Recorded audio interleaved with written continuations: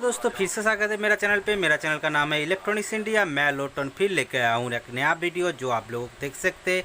हमारे पास एक 17 इंच का टीवी आया है, जिस टीवी लोकल टीवी है, लोकल CRT टीवी है। इस टीवी का प्रॉब्लम आप लोग देख सकते हैं। इस प्रॉब्लम है इसका जो हॉरिजॉन्टल लाइन आ रहा है, वर्टिकल सेक्शन का प्रॉब्लम है।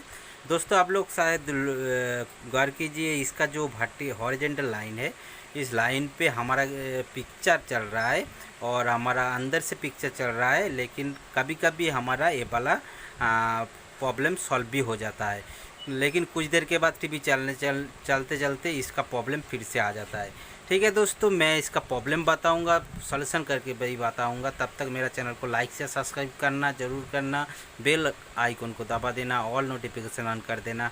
जब भी ऐसे वाला वीडियो लेके आऊँगा आप लोगों को मिलते रहेंगे। ठीक है दोस्तों, मैं इस टीवी को खोल लेता हूँ। खोलने के बाद आप लोगों को प्रॉब्लम दिखा देता हूँ। दोस्तों आप लोग देख सकते हैं मैं टीवी को ओपन कर चुका हूँ। ये रहा हमारा CRT ट्यूब, जो हमारा 17 इंच का मॉनिटर ट्यूब जो होता था, वो वाला ट्यूब को इस टीवी पे लगाया हुआ है। और ये रहा हमारा लोकल PCB जो हमारा लोकल मेड है।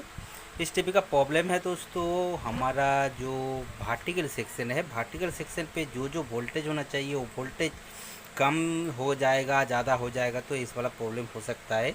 ये फिर और भी एक प्रॉब्लम होता है, ये जो डाई हो जाता है सिस्टम पे, जो हमारा सोल्डरिंग करके रहता है वो डाई हो जाता है, तो इस पर प्रॉब्लम हो सकता है।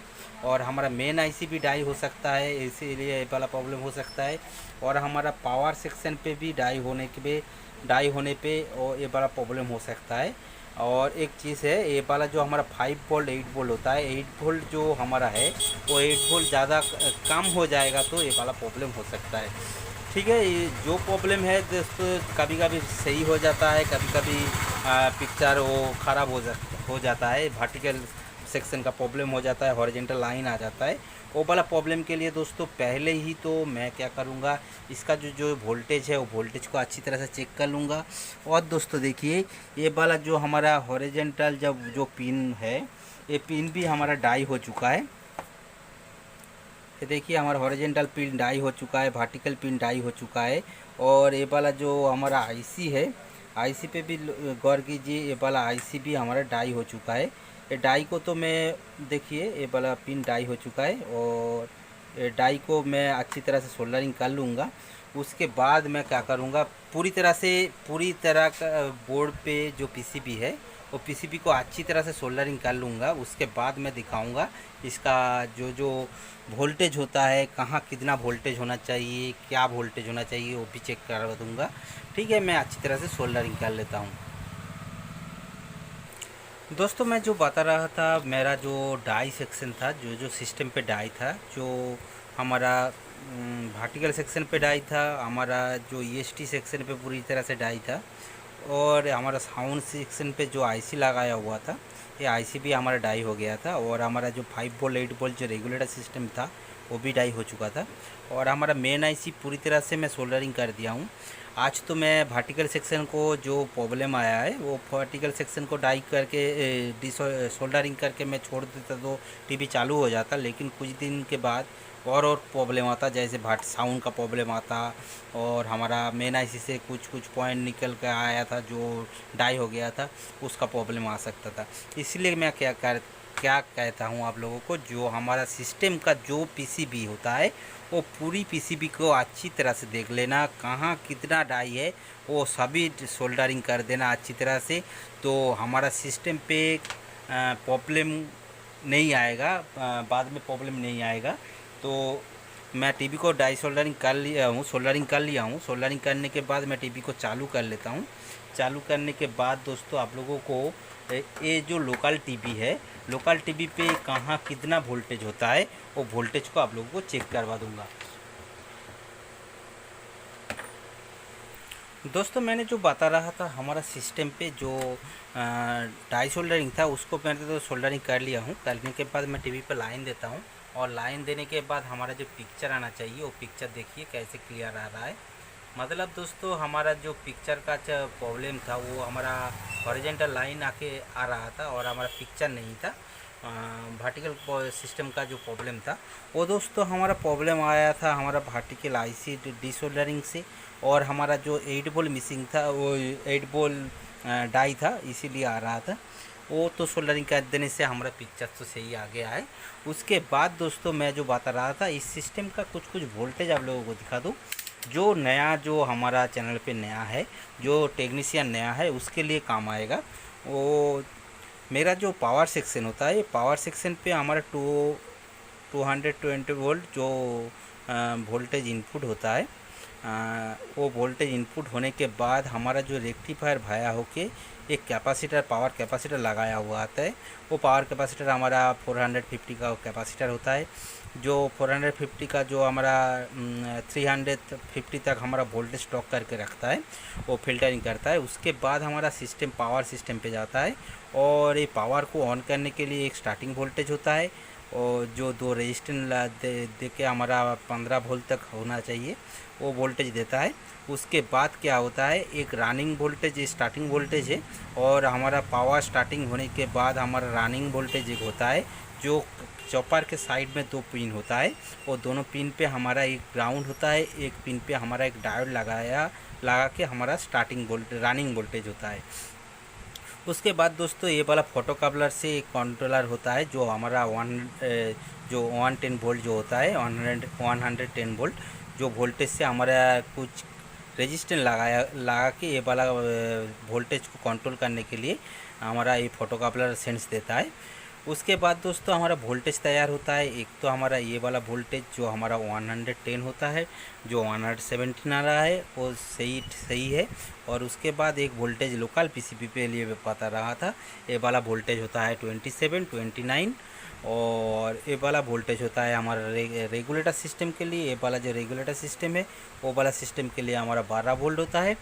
और एक वोल्टेज होता है ये वाला जो हमारा 14 वोल्ट होता है, एक ग्राउंड के साथ हमारा आता है, जो हमारा साउंड आईसी के लिए होता है। ठीक है, ये रहा हमारा पावर सेक्शन। पावर सेक्शन से जो हमारा 12 वोल्ट निकलता है, ये वाला जो हमारा रेगुलेटर सिस्टम है, इस रेगुलेटर सिस्टम पे हमारा एक 8 वोल्ट होता है, एक 5 वोल्ट होता है। मैं आप लोगों को चेक करके दिखा देता हूँ। दोस्तों देखिए, ये हमारा 5 वोल्ट का रेगुलेटर है, जो इस वाला पिन पे देखिए, ये वाला हमारा 5 वोल्ट का है। और इस वाला पिन पे देखेंगे,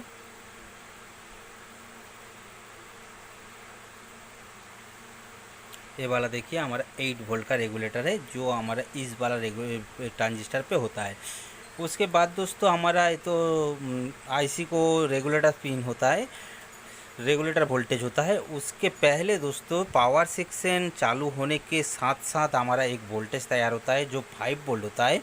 वो वोल्टेज हमारा जाता है कहाँ पे, ये जो हमारा सेंसर का जो पिन है आईआर, और 5 वोल्ट और ग्राउंड जो होता है, ये 5 वोल्ट हमारा टीवी स्टार्टिंग होने पावर सेक्शन चालू हो जाने से ही ये वाला वोल्टेज आता है, वो वोल्टेज हमारा 5 वोल्ट होता है। उसके बाद हमारा टीवी स्टैंड बाई मोड को रिलीज करता है, और ये वाला 5 वोल्ट हमारा मेन आईसी पे भी गया है, और हमारा ये जो हमारा इफ्रोम आईसी होता है, इफ्रोम आईसी पे भी ये वाला वोल्टेज गया है। ये वाला वोल्टेज जाके हमारा वोल्टेज तैयार करता है। उसके बाद हमारा ये सिस्टम आईसी रनिंग होता है।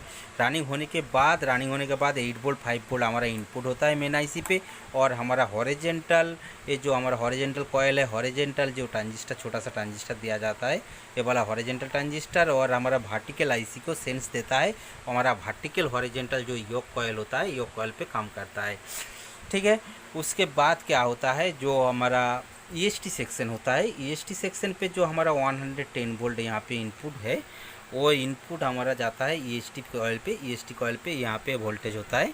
उसके बाद दोस्तों हमारा जो हॉरिजेंटल जो सिंक है, हॉरिजेंटल सिंक हमारा एक कॉइल है भाया होके, एक हाई वोल्टेज ट्रांजिस्टर हुआ भाया होके, हमारा जो आउटपुट ट्रांजिस्टर बोला जाता है, ये वाला आउटपुट ट्रांजिस्टर से हमारा हाई सिंक करके ये कॉयल के वो वाला ईएसटी को हमारा दोनों वोल्टेज तैयार करता है। जो एक हमारा हीटर का वोल्टेज होता है, ये देखिए हीटर का वोल्टेज, ये एसी पे होता है, 3 से 4 वोल्ट तक हो सकता है। और एक वोल्टेज होता है हमारा 180 वोल्ट, जो हमारा सिस्टम को, जो कलर सेक्शन होता है, कलर सेक्शन का रेगुलेटर करने के लिए, जो हमारा फिल्टरिंग करने के लिए एक वोल्टेज दिया जाता है, तो 180 वोल्ट। दोस्तों हमारा ये 180 वोल्ट हीटर और ग्राउंड आता है हमारा यहाँ पे, जो हमारा कलर को फिल्टरिंग करने के लिए। और दोस्तों ये वाला जो हमारा पिन होता है, ये वाला जो हमारा पांचों पिन होता है, ये वाला पिन हमारा मेन आईसी से निकल के आता है। जो हमारा मेन आईसी से वोल्टेज जो एक ग्राउंड होता है, आरजीबी होता है, तीनों कलर होता है आरजीबी, और एक वोल्टेज होता है जो हमारा यहाँ पे 8 वोल्ट तैयार करता है, और 8 वोल्ट आता है यहाँ पे आईके के लिए। आईके हमारा कंट्रोल करता है कलर सेक्शन को, और हमारा फिल्टरिंग करता है, हाई वोल्टेज फिल्टरिंग करता है जो 180 वोल्ट जो होता है, 180 वोल्ट। ठीक है दोस्तों, हमारा ये तो आईके का हो गया है और हमारा कलर आरजीबी का हो गया है।